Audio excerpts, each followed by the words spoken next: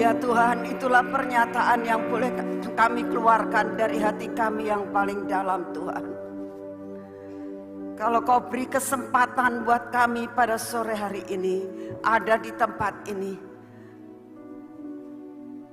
itu semua kesempatan yang Kau berikan. Dan kami tahu kesempatan itu tidak mungkin dapat kembali.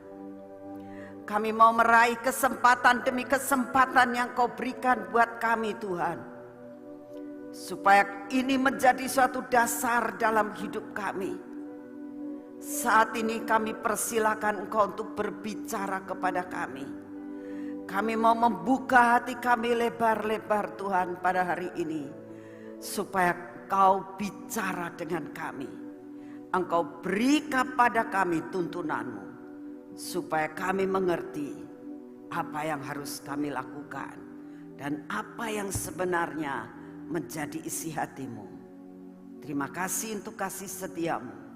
Dalam nama Tuhan Yesus. Yang percaya katakan bersama-sama. Amin. Silakan duduk saudara. Saya bersyukur sekalipun kita hari ini memulai lebih awal. Karena biasanya itu kita mulai jam 6 sore. Tapi hari ini kita mulai jam 3 ya. Dan saya mengucap syukur saudara meresponi akan semua dan semuanya ini.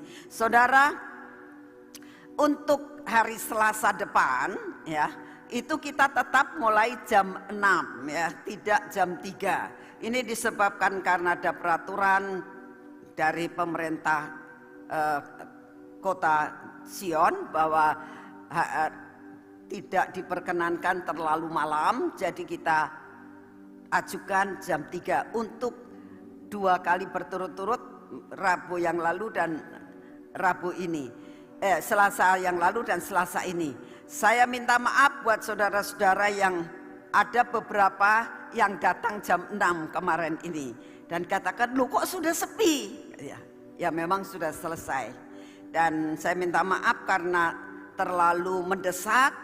Jadi kita memberikan pengumumannya juga tergesa-gesa hari Selasa juga, sehingga mengakibatkan ada beberapa yang tidak bisa mengikuti. Begitu juga yang streaming, mereka streamingnya terlambat dan sudah selesai ya. Tapi saya percaya semua ada dalam kontrol daripada Tuhan. Saudara, hari ini kita ini akan membahas sesuatu tema yang ada hubungannya dengan tanggal 12 kemarin ya. Saudara yang mendengar akan khotbah tanggal 12 Januari yang lalu ya, di mana khotbah itu menyatakan tentang bagaimana menjadi generasi terdahsyat ya.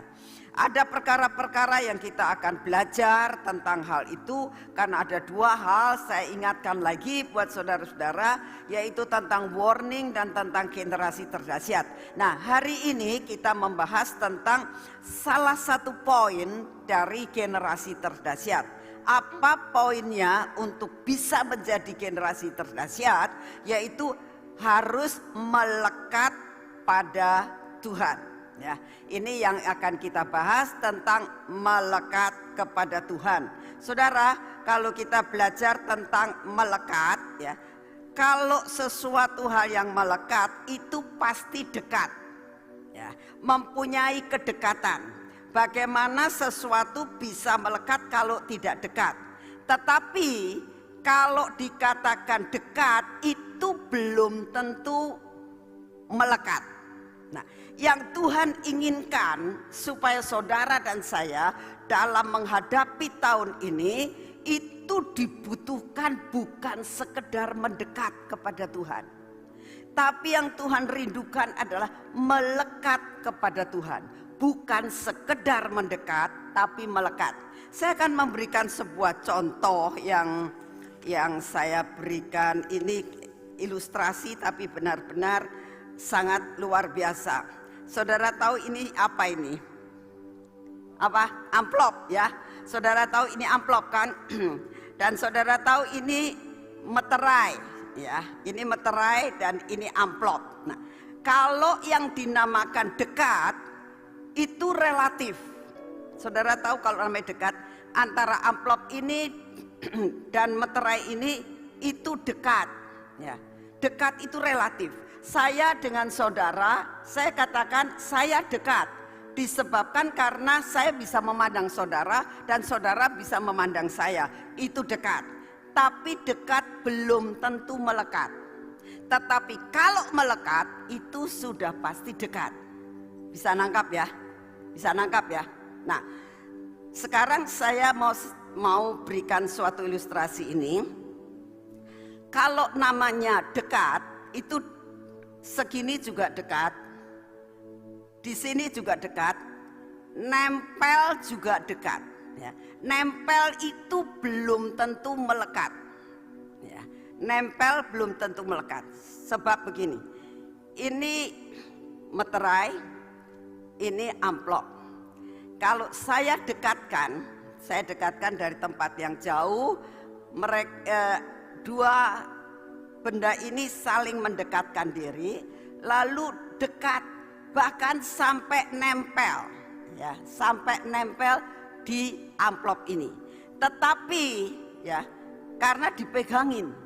Tapi kalau saya lepaskan pegangan saya atau kena angin, ini akan jatuh dan akan terlepas. Ya, karena apa?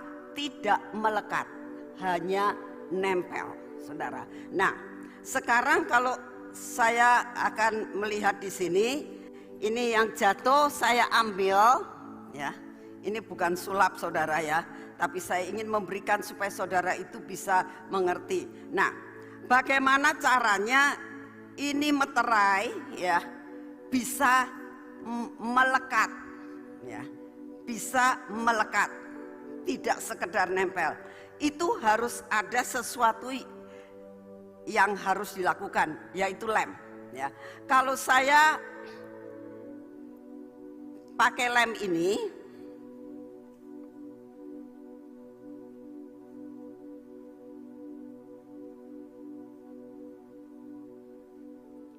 ya, dan saya lekatkan di sini.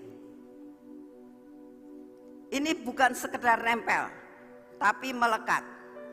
Sesudah melekat, lalu saya lepaskan tangan saya, dia tetap melekat. Sekalipun saya lemparkan akan amplop ini, dia akan tetap nempel. Tidak bakal mereka bisa terpisah, ya.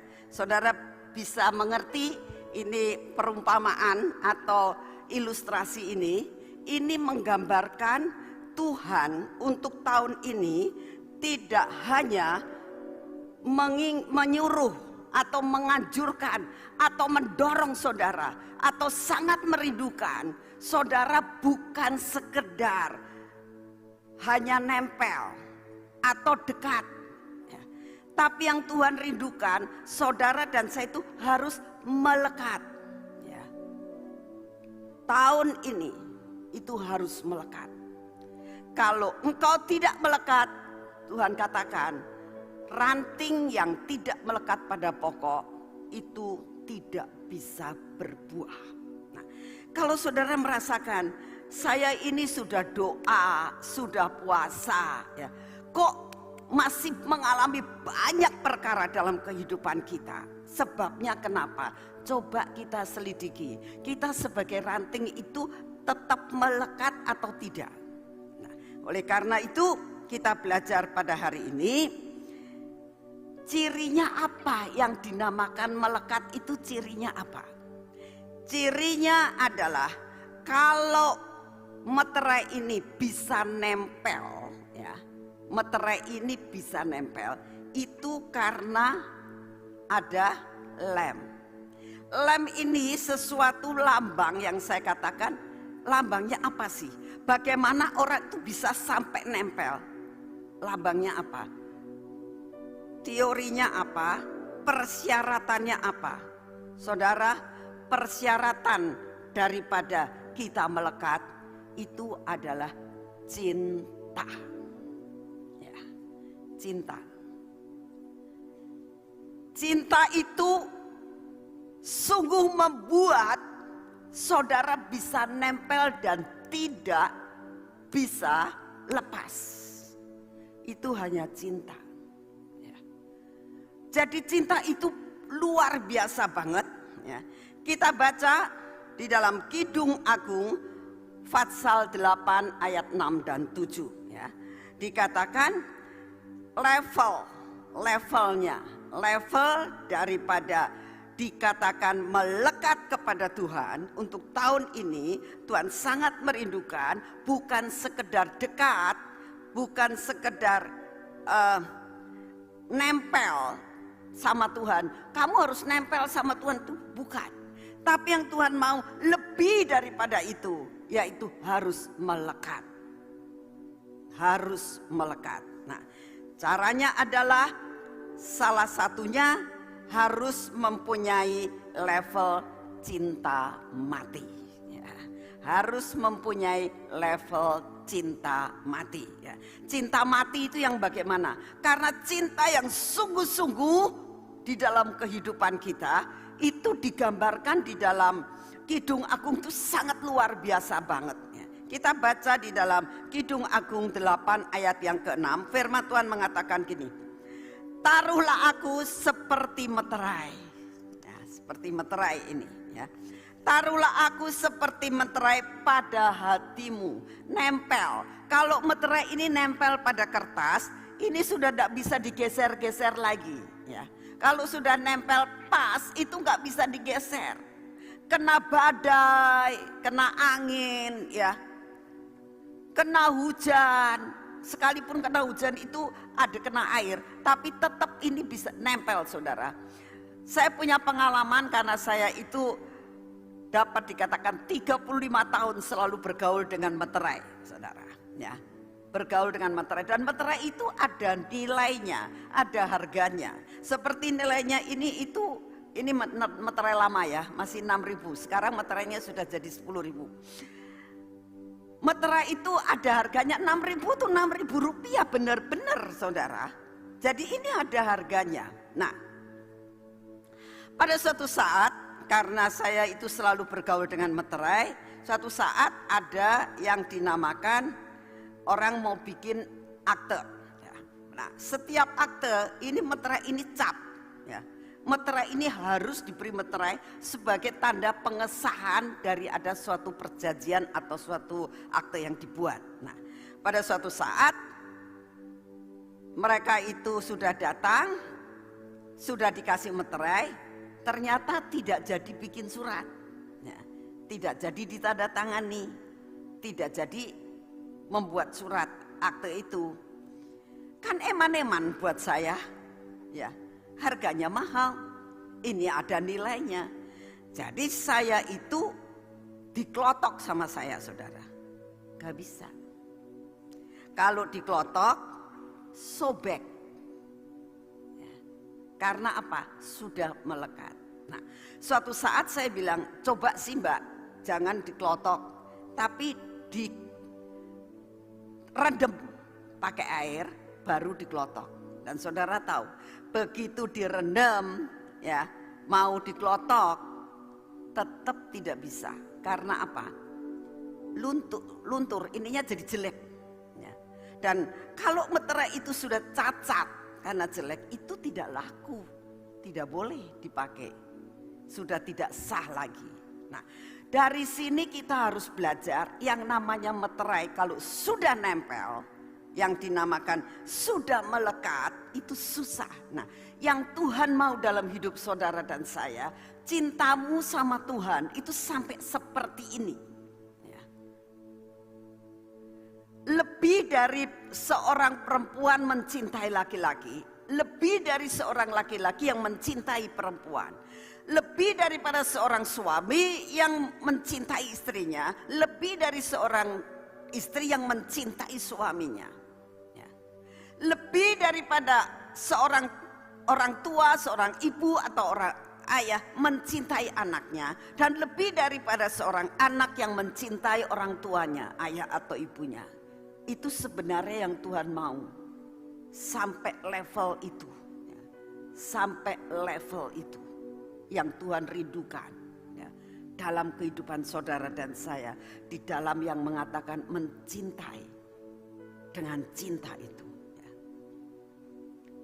Saudara, itu tidak semudah kata-kata, tapi kita harus berjalan menuju ke tempat itu. Apalagi saat-saat ini yang dinamakan saat-saat tahun 2021 sampai terus 2022, 2023 dan selanjutnya, kita tidak tahu apa yang terjadi. Kalau kita tidak nempel, tidak dapat berbuah banyak.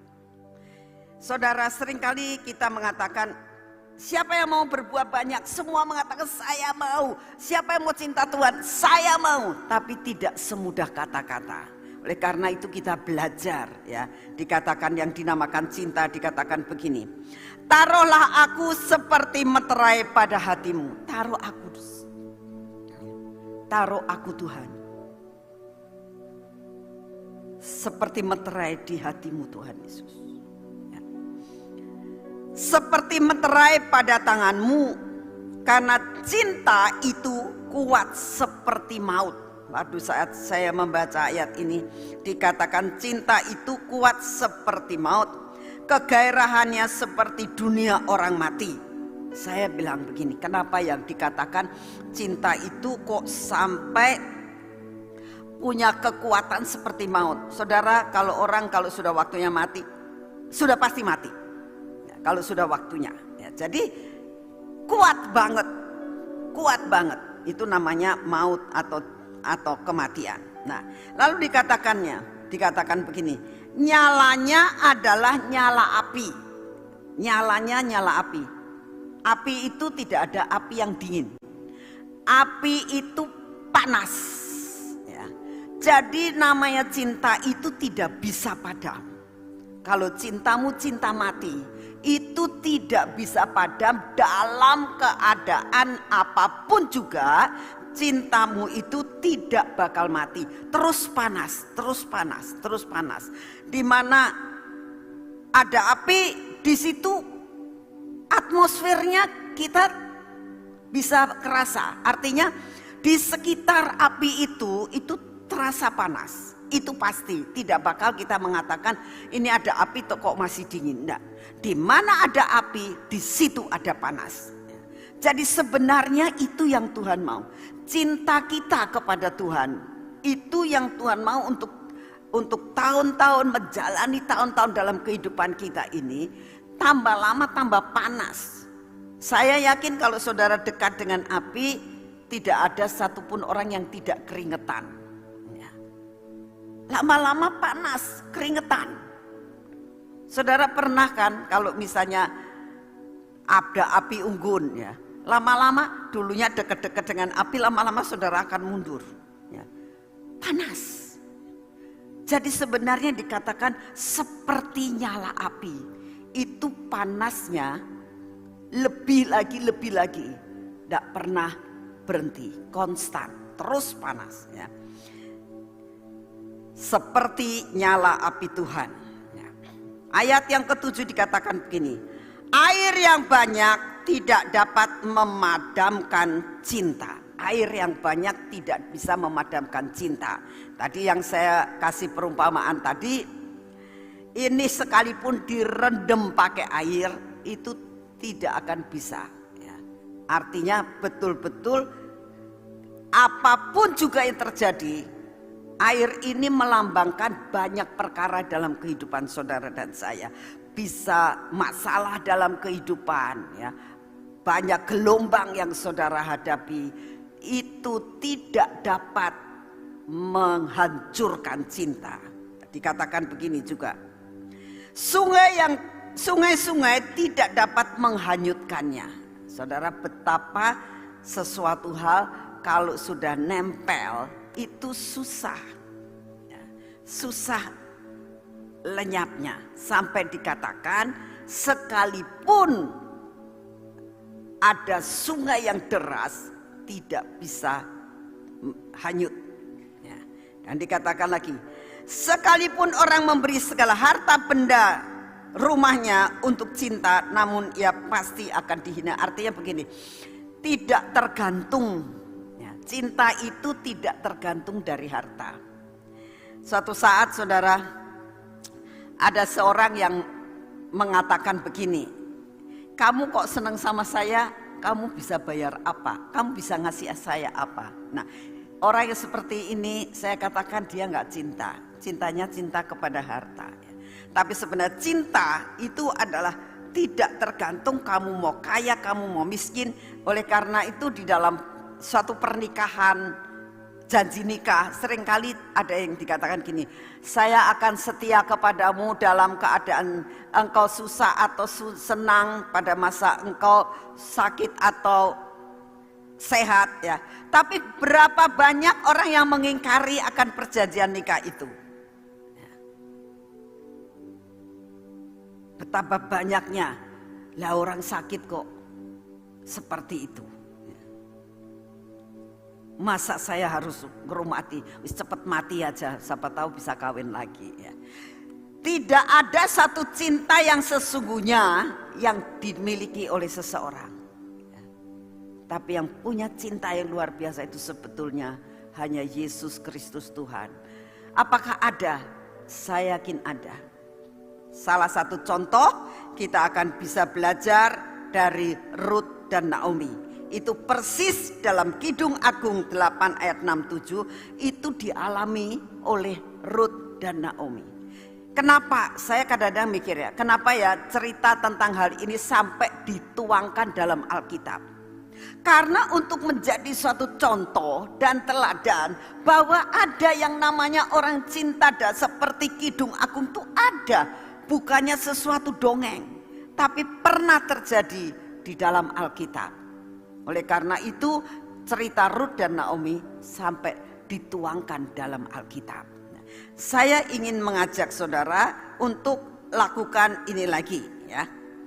Di dalam Rut pasal yang pertama ayat yang ke-14 itu dikatakan seperti ini. Tetapi Rut tetap berpaut padanya. Tetapi Rut tetap berpaut padanya. Nah, berpaut itu yang saya tadi katakan melekat. Ya. Hatinya melekat pada Naomi.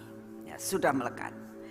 Saudara, yang saya rasanya, ya, saya mungkin belum pernah ketemu sama orangnya, ya. Tapi rasanya di dalam dunia ini, ya, saya itu belum pernah ketemu. Mungkin ada yang belum pernah saya ketemu. Orang yang mencintai mertuanya, ya, dan biasanya mertua perempuan, ya, kalau mertua laki kadang-kadang bisa lah. Mertua perempuan dan mantu perempuan, ya, serumah tapi bisa nempel, ya, seperti perangko. Saya terus terang, umur saya sekarang sudah hampir 77, belum pernah ketemu orang, ya, belum pernah ketemu mantu, belum pernah ketemu mertua yang bisa seperti itu. Kalau mungkin saudara ketemu orang seperti itu, coba nanti kasih tahu sama saya WA. Ada Bu Nani namanya ini. Gitu. Ya. Selama saya konseling orang, masalahnya adalah selalu mertua dan menantu.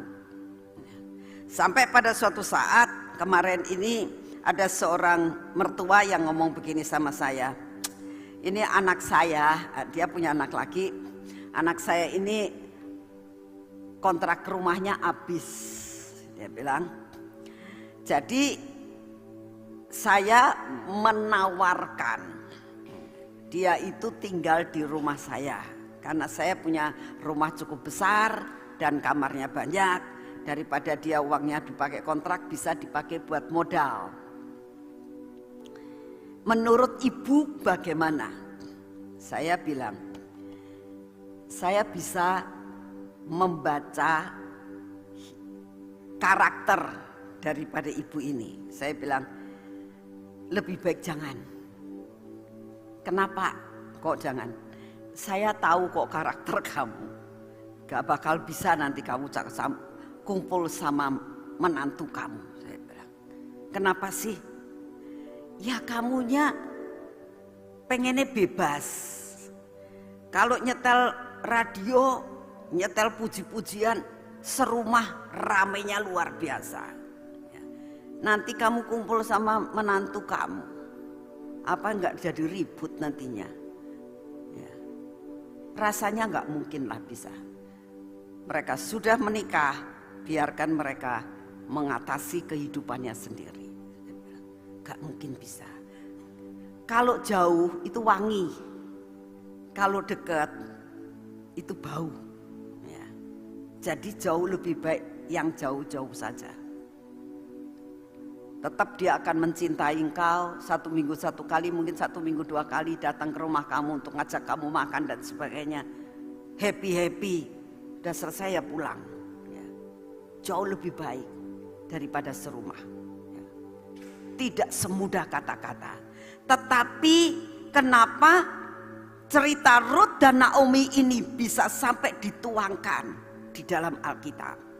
Karena apa? Ada sesuatu.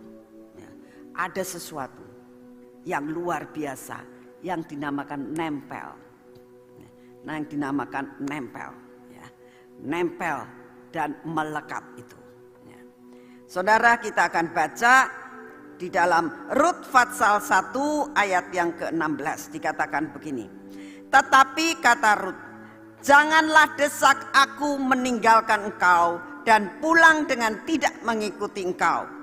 Sebab kemana engkau pergi, kesitulah juga aku akan pergi.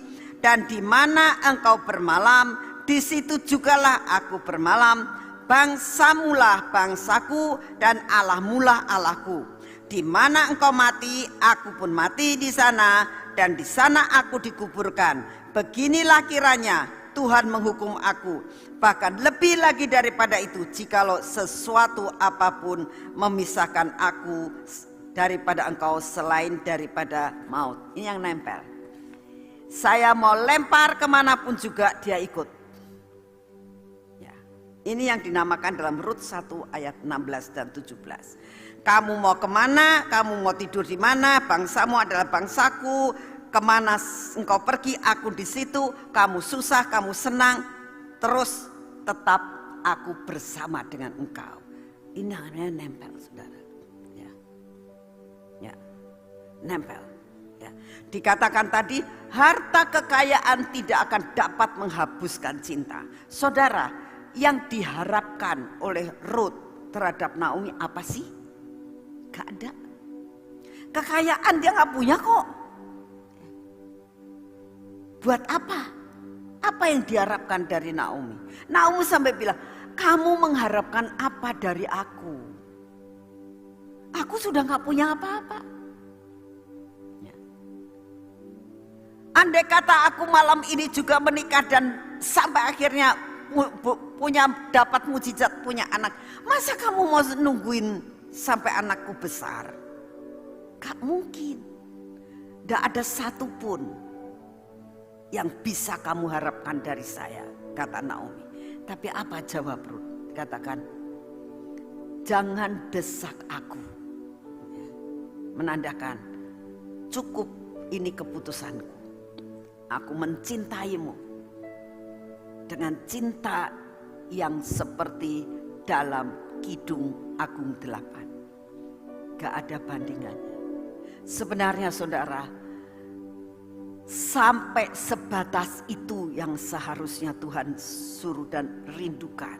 Nah, kalau manusia saja bisa kita mencintai manusia, yang kemungkinan dalam tanda kutip bisa juga menyakitkan hati. Saya yakin selama mereka berkumpul, saya percaya kok bahwa Naomi itu pernah nyakitin hati Rut. Mungkin Rutnya bisa kadang-kadang merasakan aduh gitu. Tapi itu semua dihapuskan dengan cinta. Ada yang namanya forgive, ada yang namanya mengampuni sekalipun itu menyakitkan.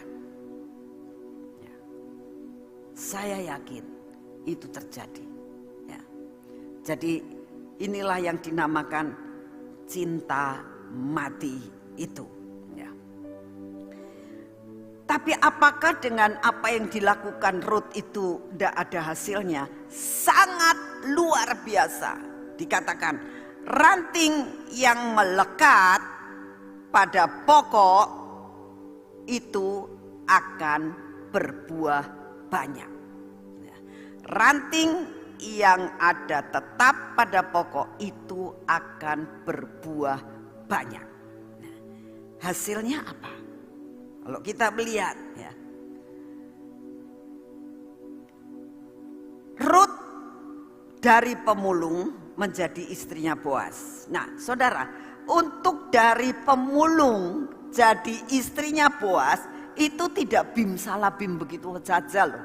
Saudara jangan merasakan dan wow, karena saudara itu hanya terdiri dari 4 pasal, jadi cepat sekali kita baca. Oh, akhirnya begini, kita tahu. Tapi dalam perjalanannya itu dari musim jelai sampai kepada musim gandum itu ada jeda waktunya. Itu berbulan-bulan. Bahkan untuk jadi istrinya Boas itu tidak jadi 1001 malam coba semalam aja terjadi. Tidak, saudara. Itu jeda waktunya panjang. Ya. Dan apa yang dilakukan oleh Ruth? Dia di dalam mencapai akan destininya, dapat dikatakan mencapai sesuatu yang luar biasa. Apa yang dilakukan? Dia kerja keras. Hasil daripada kerja keras itulah dinilai oleh orang lain. Tahun ini kalau kita lihat dari tahun tanggalan Tionghoa kan dikatakan namanya tahun kerbau, ya. Itu dikatakan binatang yang kerja keras. Jadi tanggalan Tionghoa juga, Chinese ini juga mengatakan tahun ini kamu harus kerja keras loh. Tanpa kerja keras kamu tidak akan dapat mencapai apa yang harus dicapai yang sebenarnya menjadi jatahmu. Harus kerja keras, saudara. Ini yang namanya Ruth untuk mendapatkan itu semua. Dari dia menjadi pemulung sampai menjadi istrinya Boas. Itu tidak enak-enak saja. Dia apa yang dia lakukan? Kerja keras. Mengambil semua barang-barang yang bekas dibuang orang. Dipungut. Dikumpulkan. Lalu dikisar. Dijadikan dari biji-bijian menjadi barang yang sudah bisa dimasak. Itu pakai proses. Harus kerja keras. Sekali lagi saya katakan, tahun ini adalah tahun di mana saudara dan saya gak bisa enak-enakan. Kerja keras, kerja dengan percepatan, gak bisa santai-santai. Kamu akan tergilas, kamu akan dibalap artinya, ya. Disalib sama yang lain kalau kamu tidak bisa berjalan dengan kecepatan dan dengan ketepatan. Itu dibutuhkan apa? Kerja keras. Akhirnya apa? Dia itu 10 tahun saudara menikah dengan suaminya, anak dari Naomi, tidak punya anak, mandul dia. Tapi dalam Alkitab dikatakan begitu dia menikah dengan Boas, Boas itu jaga tua loh, sudah tua dia, ya. Bahkan bisa punya anak itu. Itu kan mujizat namanya. Bahwa buat Tuhan tidak ada barang yang mustahil. Orang yang kerja keras, orang yang punya cinta dan lekat sama Tuhan, Tuhan akan memberkati. Pada tahun ini juga. Bahkan menjadi generasi terdahsyat Inilah yang dikatakan harus melekat supaya bisa menjadi generasi terdahsyat. Jelas ya?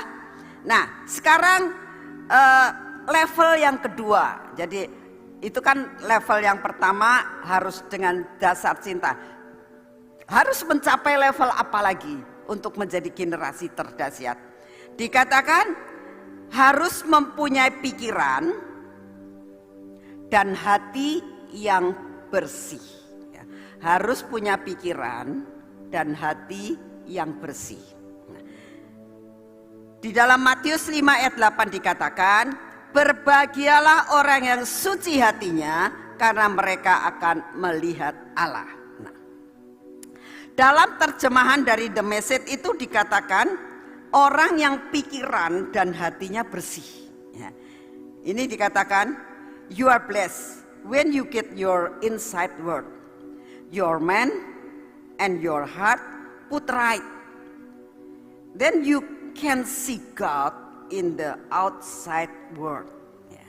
Kamu kalau mau melihat sesuatu hal yang luar biasa yang Tuhan sedang kerjakan atas hidupmu, Tuhan katakan hatimu dan pikiranmu harus bersih. Nah, ini satu saya mau sampaikan pada saudara, ini satu syarat bagaimana kamu bisa mencari kehendak Tuhan. Banyak orang yang mengatakan, gimana sih caranya mendengar suara Tuhan? Bagaimana aku bisa tahu mana yang Tuhan mau dan mana yang tidak? Saudara, sebenarnya persyaratannya dua. Kalau engkau punya hati yang bersih, kau punya pikiran yang bersih, otomatis kamu bisa mencari kehendak Tuhan. Yang namanya netral tuh, ya, gak mikirin yang lain. Yang dipikirkan adalah apa yang Tuhan mau, apa yang Tuhan mau. Aku tidak punya keinginan yang lain kecuali mau melakukan apa yang Tuhan mau. Bukan teori gampang. Praktek yang saya sampaikan. Mempraktekkan sesuatu yang dinamakan hati yang bersih dan pikiran yang bersih. Supaya kalian menjadi generasi terdahsyat. Orang kalau mau nempel itu harus bersih, saudara. Ya. Sekali lagi, meterai kalau ada kotorannya, kamu terapkan gak bisa lurus, gak bisa bagus.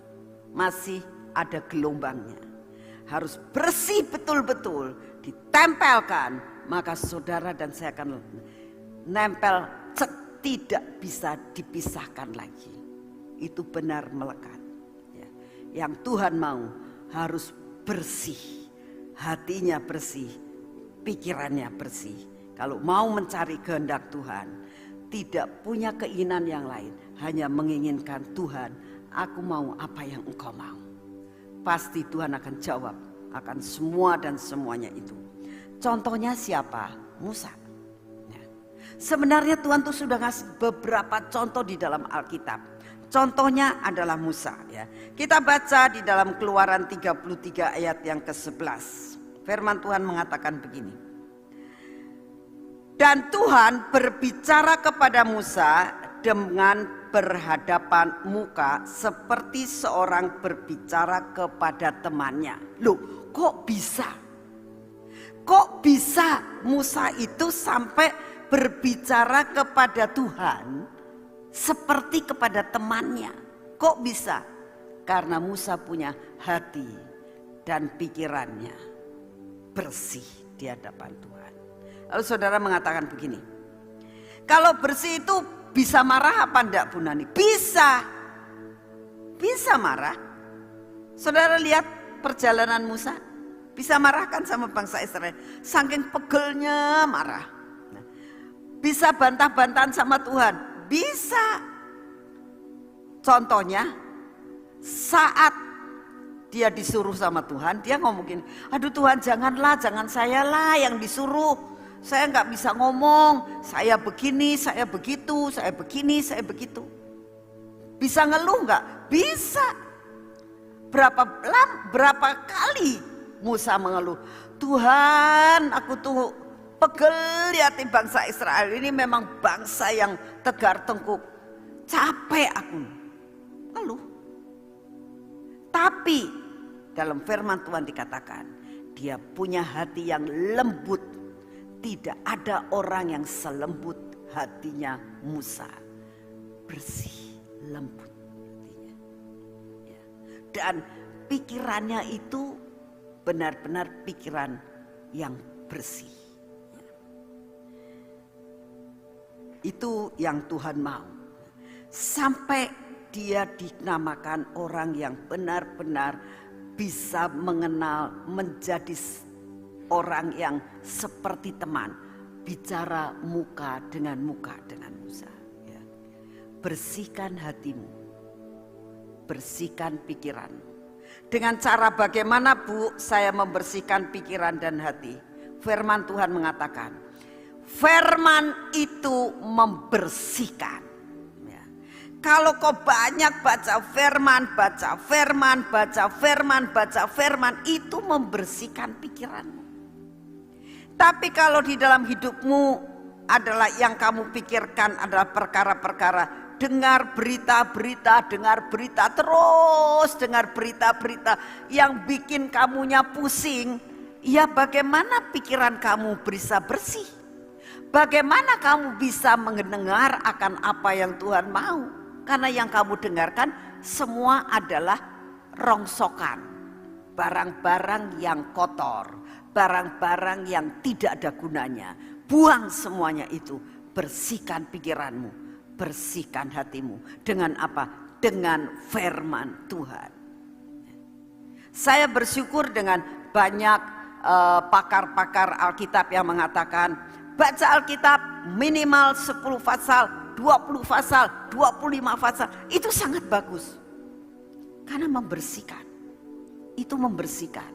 Lebih banyak engkau membaca firman, lebih bersih pikiranmu, lebih bersih akan jiwamu. Ini yang dilakukan oleh Musa. Maka Musa dikatakan orang yang dapat mencapai level pikiran dan hati yang bersih. Yang ketiga, yaitu mencapai level sahabat. Ya. Yohanes 15 ayat 14 dikatakan begini.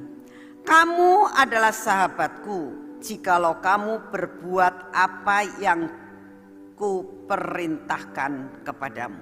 Nah, bagaimana persyaratan menjadi sahabat? Melakukan apa yang diperintahkan. Itu sahabat. Nah, perintah Tuhan itu kadang-kadang tidak pas dengan kita. Tapi lakukan saja sudah. Kalau engkau melakukan bagianmu, maka engkau akan bisa tahu bahwa engkau akan menjadi sahabat raja. Nah, tadi pujian, saya senang sekali dengan pujian Narwastu kalau tidak salah tadi ya. Nah, pujian tadi mengatakan masuk ke taman ya. Lalu dikatakan engkau jadikan aku sahabatmu. Kenapa sampai dibawa ke taman pribadinya Tuhan? Karena sahabat. Kenapa bisa ditunjukkan perkara-perkara yang luar biasa? Karena sahabat. Saya yakin kalau saudara punya sesuatu, saudara tidak akan menunjukkan pada orang sembarangan. Tapi kalau itu sahabat saudara, saudara akan menunjukkan aku punya ini loh. Ya. Bahkan barang-barang kamu yang merupakan barang spesial bisa ditunjukkan kepada sahabat. Nah, apapun yang menjadi keinginanmu, keinginan seseorang itu bisa diceritakan kepada sahabatnya. Karena levelnya adalah level sahabat. Ya. Nah, kita baca di dalam firman Tuhan yang mengatakan, apa yang aku perintahkan kepadamu itu yang kamu lakukan. Contohnya kenapa Abraham dinamakan sebagai sahabat. Karena apa yang diperintahkan sekalipun itu berat, tapi Abraham lakukan. Contohnya di dalam Kejadian 22 ayat 1-3. Setelah semua itu Allah mencobai Abraham. Ia berfirman kepada Abraham. Abraham, lalu sahutnya, ya Tuhan, firmannya, ambil anakmu yang tunggal itu, yang engkau kasihi, yakni Ishak, pergilah ke tanah Moria dan persembahkan dia di sana sebagai korban bakaran pada salah satu gunung yang akan kukatakan kepadamu. Keesokan harinya, jadi langsung dilakukan. Pagi-pagi bangunlah Abraham, ia memasang pelana keledainya dan memanggil 2 orang bujangnya beserta Ishak anaknya. Ia membelah juga kayu untuk korban bakaran itu, lalu berangkatlah ia dan pergi ke tempat yang dikatakan Allah kepadanya. Ya. Sekalipun saudara, itu berat buat dia, tapi dia tahu persis. Seorang sahabat dikatakan, engkau akan menjadi sahabatku jikalau engkau melakukan apa yang aku perintahkan kepadamu. Itu tidak mudah, tapi Tuhan akan memberi kemampuan untuk saudara dan saya bisa melakukan perkara ini. Saudara percaya? Percaya? Ya. Minta. Makanya Pak Yusak seringkali mengatakan, kamu harus doa, Tuhan paksakan aku masuk di dalam rencanamu. Paksa aku. Karena kalau tidak dipaksa, kita seringkali mintanya enak-enakan aja. Tapi belajar minta dipaksa supaya kita ada terus dalam rule-nya Tuhan. Ya. Dikatakan di dalam Yakobus 2 ayat 23. Dengan jalan demikian, genaplah nas yang mengatakan, lalu percayalah Abraham kepada Allah, maka Allah memperhitungkan hal itu kepadanya sebagai kebenaran. Karena itulah Abraham disebut sahabat Allah. Saya yakin kalau saudara tanyain, mau gak jadi sahabat Allah? Semua orang mau, termasuk saya. Nah, tapi ada kriterianya, melakukan apa yang diperintahkan oleh Tuhan. Kalau diperintahkan sekalipun itu berat, lakukan. Dan itu akan membuat kau menjadi sahabat. Levelmu menjadi sahabat. Level menjadi generasi terdahsyat. Yohanes 15 ayat 15 berkata demikian. Aku tidak menyebut kamu lagi hamba, sebab hamba tidak tahu apa yang diperbuat oleh tuannya. Tetapi aku menyebut kamu sahabat, karena aku telah memberitahukan kepadamu segala sesuatu yang telah kudengar dari Bapakmu. Artinya begini, kalau level saudara sudah menjadi level sahabat, apa yang menjadi pikiran Tuhan akan diberitahukan kepadamu. Itu pasti. Apa yang menjadi isi hatinya Tuhan itu akan diberitahukan kepada saudara dan saya. Itu pasti.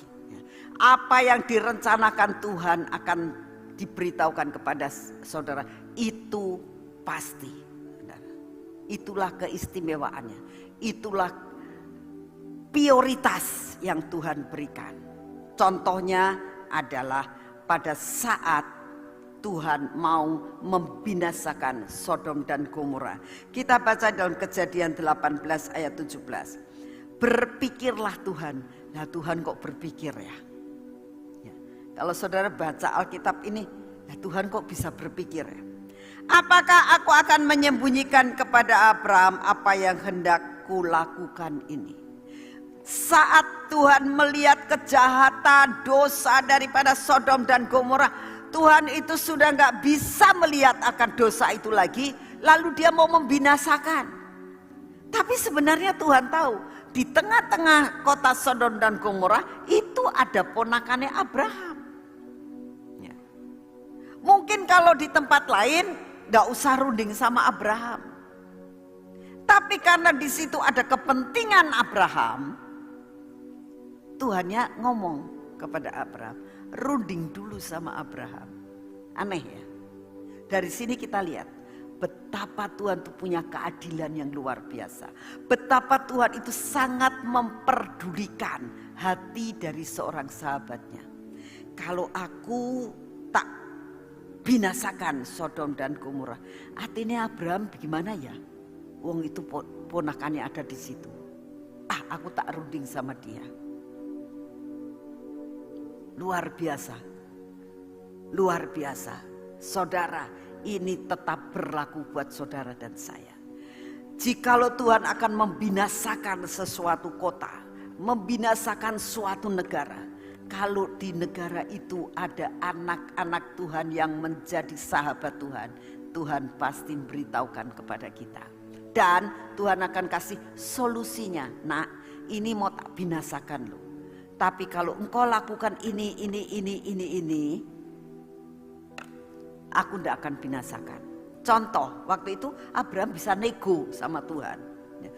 Tuhan, kalau ada 50 kira-kira mau binasakan enggak? Oh enggak. Kalau 40 enggak juga. Kalau 35 enggak juga. Kalau 30 enggak juga. Luar biasa. Kalau 20 enggak juga. Wah, terus turun seperti orang kalau dagang, ya. Kalau segini gimana Tuhan? Kalau segini gimana Tuhan? Terus kenapa bisa? Karena dia adalah sahabat. Saudara bisa nego loh sama Tuhan. Kalau level kita sampai kepada level sahabat, kita bisa nego. Ya. Tuhan, kalau banyak anak-anakmu di Indonesia ini, ya, yang sungguh-sungguh berdoa buat bangsa ini, masakan sih COVID tidak engkau hindarkan dan dilenyapkan dari bumi Indonesia. Bisa enggak? Bisa. Jadilah sahabat-sahabat Tuhan. Sampai ya, Tuhan katakan, anak-anakku banyak yang berdoa. Hatiku ndak tahan melihat anak-anakku berdoa.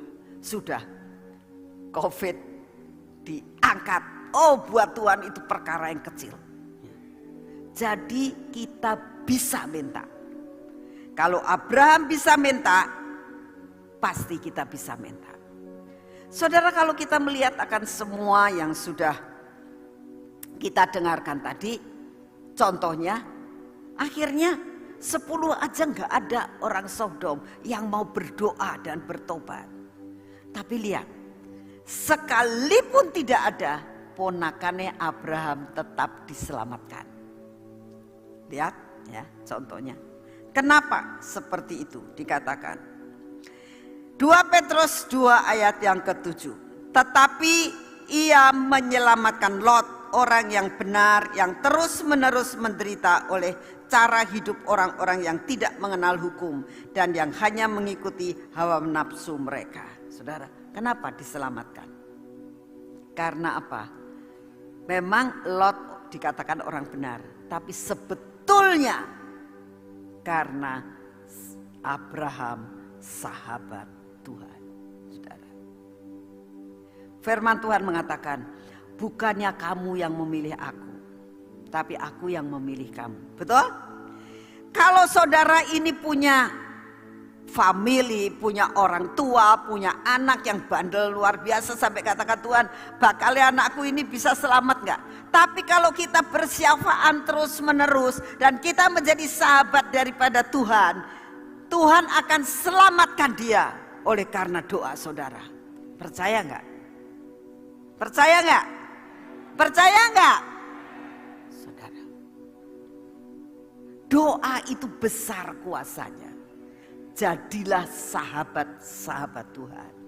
Maka apa yang kamu doakan, sekalipun kamu mendoakan orang yang kamu cintai, ya, tapi dia murtad ceritanya, sudah murtad, terus doakan.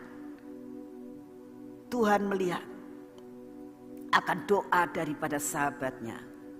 Firman Tuhan katakan, bukannya kamu yang milih aku, tapi aku yang milih kamu. Tuhan sanggup memilih orang itu yang tidak bertobat, bisa jadi bertobat. Bisa enggak? Sangat bisa. Jadi saya berdoa saudara, saudara bisa mengerti betapa untuk menjadi generasi terdahsyat untuk tahun ini adalah melekat. Tidak ada jalan lain. Melekatlah sama Tuhan. Selain ada poin-poin yang lain, Tapi yang Tuhan mau, cinta sama Tuhan dengan sungguh-sungguh untuk menjalani tahun ini. Karena tanpa itu, saudara gak akan bisa berbuah. Tanpa cinta sama Tuhan, saudara melakukan segala sesuatu hanya karena rutinitas. Sangat berbeda. Kalau saudara melakukan segala sesuatu dengan cinta, itu sangat berbeda sekali. Engkau sebagai pemimpin pujian, engkau sebagai pemain musik, engkau sebagai asyir, engkau sebagai orang yang dapat dikatakan sebagai multimedia atau sebagai apapun juga, ya, sebagai sound, sebagai apapun dalam pelayanan, tanpa cinta itu adalah pekerja, ya, pekerja, buruh, dapat uang. Tapi kalau dengan cinta itu sangat berbeda. Bonusnya sangat banyak.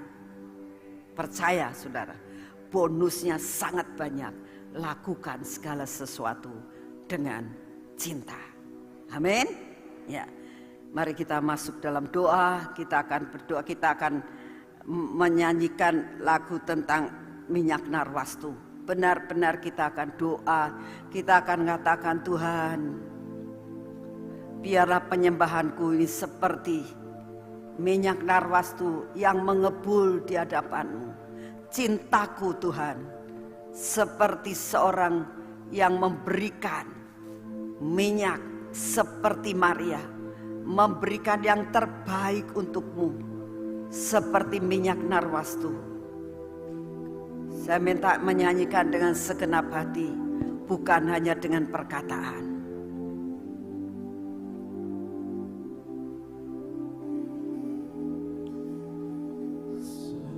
Bye.